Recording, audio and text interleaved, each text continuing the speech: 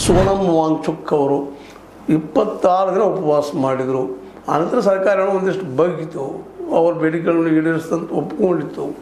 ಇದೇನೋ ಅಷ್ಟರೊಳಗೆ ಏನೇನು ಆಗಬಾರ್ದೆಲ್ಲ ಆಗೋಗ್ಬಿಟ್ಟು ಗಂಟು ತೊಗೊಂಡು ಫಲೆಟ್ ಹಾಕಿದರು, ಬಡಿಗೆ ಬಡಿದ್ರು, ಮತ್ತೇನೋ ಮಾಡಿದರು.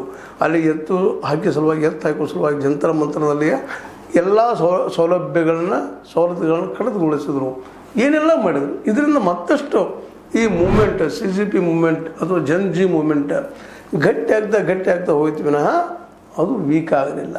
ಇವತ್ತು ಯಾವ ರೂಪ ಬಂದಂಥಪ್ಪ ಇವತ್ತು ಅಂತಂದ್ರೆ ಜಿ ಇವತ್ತು ಮೋದಿ ಅವರು ಸಹಿತ ಇವತ್ತು ತಮ್ಮ ಯುವ ಒಂದು ಮತದಾರರನ್ನು ಕಳೆದುಕೊಳ್ಳುವಂಥ ಪರಿಸ್ಥಿತಿ ಬಂದಿದ್ದಾರೆ. ಯಾಕಂದ್ರೆ ವಿಶೇಷವಾಗಿ ಇಲ್ಲಿವರೆಗೆ ಮೀಸಲಾತಿ ಕಾರಣಕ್ಕೋ ಮತ್ತಾವುದೋ ಕಾರಣಕ್ಕೋ ಕಾಂಗ್ರೆಸ್ನ ದುರಾಡಳಿತಕ್ಕೋ ಬ್ಯಾಸತ್ತಂಥ ಜನ ಇಲ್ಲ BJPಯಿಂದಾದರೂ ಅದು ಸಂಘ ಪರಿವಾರದ BJPಯಿಂದಾದರೂ ನಾಳೆ ಭವಿಷ್ಯಲ್ಲ ನಮ್ಮ ಎಲ್ಲರಿಗೂ ಮೆರಿಟಿಗೆ ಬೆಲೆ ಸಿಗುವಂಥ ದಿನಗಳು ಬರ್ತಾವೆ ಅಂತ ತಿಳ್ಕೊಂಡು 2014 ಮೋದಿಯವ್ರನ್ನ ಅತ್ಯಂತ ಪ್ರಚಂಡ ಬಹುಮತದಿಂದ ಆರಿಸ್ಕೊಂಡು ಬಂದರು. ಇವತ್ತು ಆರಿಸ್ತಾ ಇದ್ದಾರೆ.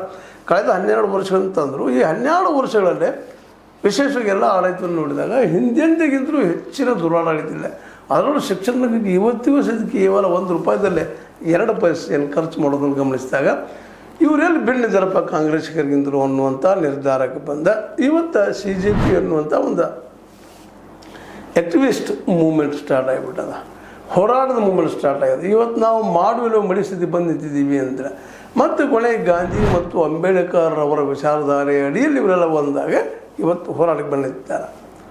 ಇಲ್ಲೂ ವಿಚಾರ ಭಿನ್ನಾಭಿಪ್ರಾಯವಿಲ್ಲ ಅಂತಲ್ಲ. ಒಂದು ಕಡೆ ಜಂಜಿ ಹಿಂಸಾತ್ಮಕವಾಗಿ, ಇನ್ನೊಂದು ಕಡೆ CJP ಅಹಿಂಸಾತ್ಮಕವಾಗಿ ಹೋರಾಟ ಮಾಡುವ ಗುರಿಗಳು ಇಟ್ಕೊಂಡಿದ್ದು. ಇಬ್ಬರದ್ದು ಗುರಿ ಒಂದು ಈ ದೇಶದಿಂದ ನಿರುದ್ಯೋಗ ಹೋಗಲಾಡಿಸೋದು ಮತ್ತು ಇಲ್ಲಿ ಏನಪ್ಪ ಅದು ಭ್ರಷ್ಟಾಚಾರವನ್ನು, ಪೇಪರ್ ಲೀಕನ್ನು ಮುಂತಾದವುಗಳನ್ನು ತಡೆಯುವಂಥ ಕೆಲಸ ಮಾಡೋದು ಅನ್ನುವಂಥ ನಿರ್ಧಾರಕ್ಕೆ ಬಂದಿದ್ದಾರೆ.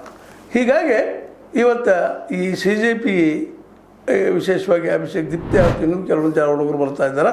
ಅವರೆಲ್ಲರೂ ಇವತ್ತು ಮೂಮೆಂಟ್ ಮಾಡಿದ ಪ್ರತಿಯೊಂದು ಮೆಟ್ರೋಪಾಲಿಟನ್ ಸಿಟಿ ಇಂಡಿಯಾದ ಎಲ್ಲ ಸಿಟಿಗಳಿಗೆ ಈಗ ನೋಡ್ರಿ, ಜಾರ್ಖಂಡದಲ್ಲಿ ಆಗಿರ್ಬೋದು, ಇನ್ನೊಂದು ಕಡೆ ಆಗಿರ್ಬೋದು, ಮುಂಬೈಯಲ್ಲಿ ಆಗಿರ್ಬೋದು, ಎಲ್ಲ ಕಡೆ ಈ ಯುವ ಜನಾಂಗ ಪ್ರತಿಭಟನೆ ಮಾಡೋದಷ್ಟೆಲ್ಲ ಹೋರಾಟಕ್ಕೆ ಅಡಿ ಆಗ್ತಾ ಇದ್ದಾರೆ.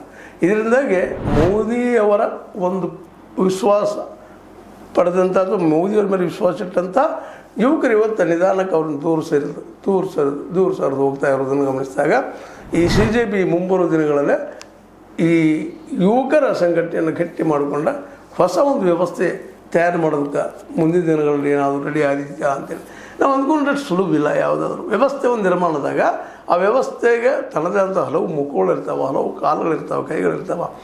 ಅವುಗಳೆಲ್ಲ ಮೀರಿ ಒಂದು ಸಂಘಟನೆ ಬಂದಿರ್ತೈತಿ ಅನ್ನುವಂಥದ್ದು ಹೇಳೋದು ಭಾಳ ಕಷ್ಟಕರ, ಅಸಾಧ್ಯಕರ ಅಂದರೂ ಅಡ್ಡಿ ಇಲ್ಲ.